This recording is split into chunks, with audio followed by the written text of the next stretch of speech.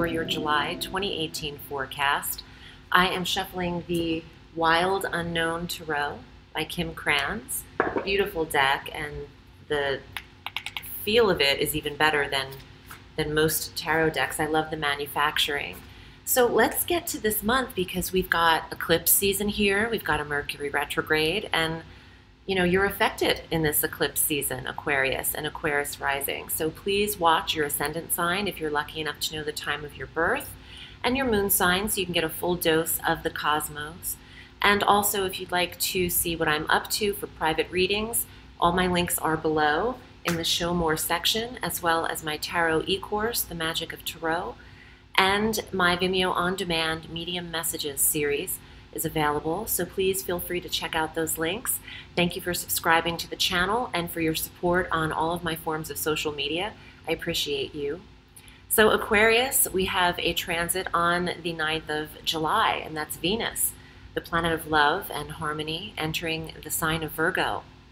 So the 8th house of intimacy is impacted for you, and shared resources and investments. So you have the planet of harmony and balance and aesthetics and beauty and even money in a sector of intimacy and wealth. So it can apply very differently to each Aquarius, but Venus will harmonize this 8th house for you. And if you are in business with someone that you are in a relationship with, this could balance both areas of your life. And some of you are considering going into business with your significant others. On the 10th of July, also if you're single, if you're not in relationship, Venus can connect you throughout that transit. So the 9th of July through the rest of the month into the first week of August. On the 10th, Jupiter goes direct at 13 degrees of Scorpio. And he's been stationed here for quite some time. He'll still be direct through mid-October in the area of your career. Huge for people who are looking to retire. This is the time you could get paid out. There could be a big elevation for you in terms of status in career, title, name change, elevation, title change. This is big for promotion. This is big for people looking to advance quickly in career. On the 12th, we have our first eclipse energy. The new moon, partial solar eclipse, occurs at 20 degrees of Cancer. So this fresh new start in a big way in all things health related and routine. The 6th house of regimen, health, diet, detox, physical routines for health, nutrition, how you structure your day, your routes, plans. This could see a new pet come into the family as well, but it's big news. This isn't just a new moon, it's an eclipse. So something that has been stagnant for Aquarius could be realigned at this time and kind of quickly jolted into the life path. And a new, fresh attempt at health and wellness is here for Aquarius and Aquarius rising. On the 22nd, our sun enters Leo, and this is again shining upon a relationship area, the 7th house of marriage, soulmates, partnership. Again, partnership. I think that Aquarius is looking to connect, and if you're not in something, your review is here, where Mercury retrogrades on the 26th, bringing in a review of a relationship or marriage that has passed.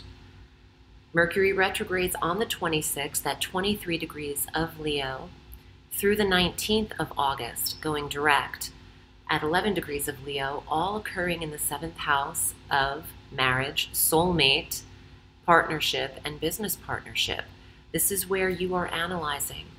You could easily hear from someone from the past at that time, and maybe just mentally assessing past relationships to see where you are now. Sometimes we have to look a little bit to the past in order to know if we are serving ourselves the best.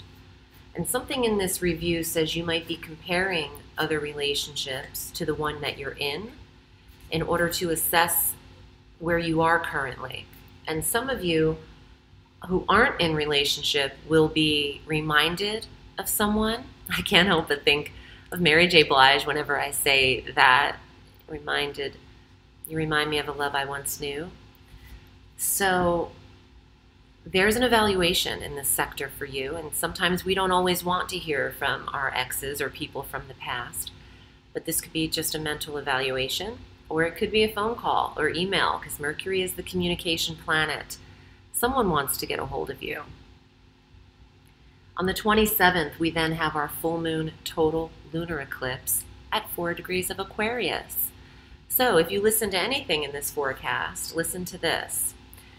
The 27th, the 25th through the 29th aren't the days to take tremendous risks, whether this is driving, physical risks or exertion, strong physical activity.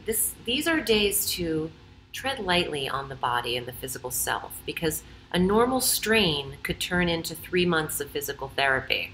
An eclipse has you out of the subconscious mind. Your sign is being eclipsed. That's the physical self and body. And we are all made of energy. That is a scientific fact. We've all heard of electrons, protons, and neutrons, and science is real. It's not a myth. And when we are eclipsed, the energy in the cosmos is eclipsed. And when the sun and the moon travel in these cyclical patterns and cross over one another or oppose one another, we are affected because we consist of the same energy of the galaxy and our cosmos. And since this is occurring in Aquarius, you are eclipsed out of the center alignment of your being, your consciousness, your mind, your subconscious mind. This is not the day to drive and text. Just be very cognizant of what you are doing, because it's hard for you to be in the physical self these days. This is a great day for a break. Take your vacay that week. But what happens is there's a closure, ultimately, from this experience for Aquarius, and Aquarius rising especially. So you are able to close the door, maybe after an evaluation begins. You could end a relationship and then go through the whole assessment of it, because Mercury will be retrograde there. So maybe you can close the door on a habit or a way of being in this life path, or a connection, because this eclipse is opposing the energies in your 7th house in Leo, where Mercury is retrograde and the sun is positioned. The sun is always in opposition of the moon in a full moon eclipse, in a full moon, period. So there is a finality to something Aquarius has been experiencing. It'll apply very differently, but if you'd like a private reading, you know where to find me. Let's come up to the tarot now. I don't know why I said come up. Maybe we were like simmering up to a slow boil. Let's see what's here in the cards. And again, I appreciate your support. If you'd like to read with me, you know where to find me. Your first card, Aquarius. 8 of Swords. This is the butterfly in the cocoon. And right before that eclipse, you might feel restricted. You might be waiting to burst out of that cocoon. Limitation and some stress or anxiety is here. You know, just because you're eclipsed doesn't always mean it's a peaceful experience, you know, that you are filled with immediate revelation. This can take 6 months to acknowledge. It's a trigger period when eclipses begin. They initiate a 6-month energy. And Aquarius is tightly wrapped right now and maybe not fully able to express themselves. Let's see what is here. Wow. You're retreated. You have retreated up until the 27th. And it's time for you to come out of the cocoon. You've taken a seat back to maybe an overwhelming personality in relationship, or something that is feeling suppressive, or you're afraid to make any sharp comments, moves, or decisions, maybe out of fear. You don't want something taken away from you, so you've retreated, but you've kept the light on around you. You're aware of what's going on, but you're not taking action against it or towards it. This could be in relationship.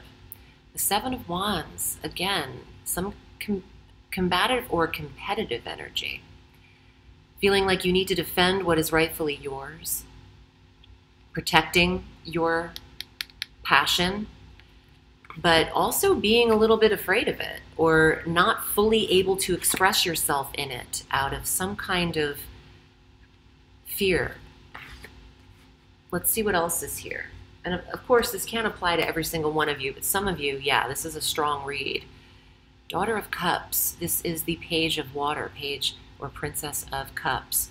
A young water sign, Cancer, Scorpio, Pisces. Maybe some of you have children and you don't want to upset the dynamic of relationships, so you stay somewhere out of fear, or you don't fully express yourself out of fear of someone else taking what it is you have. Trust me when I say, and I don't even know if this is me, as an empath, these really aren't my thoughts, but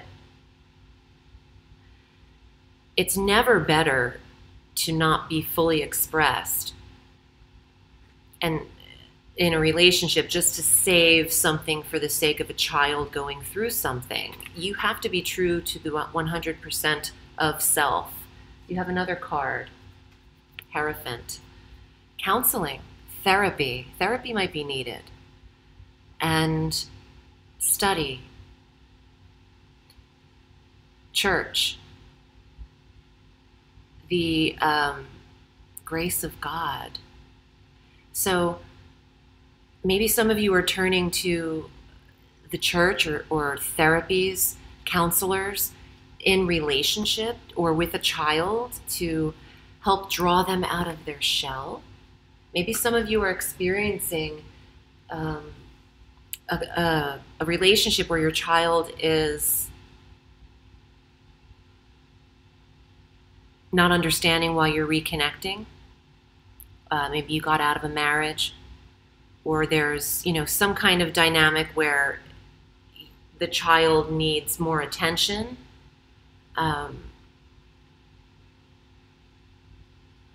What I'm hearing is that you are fair, you have to be fair to everyone, and it's hard to please everyone.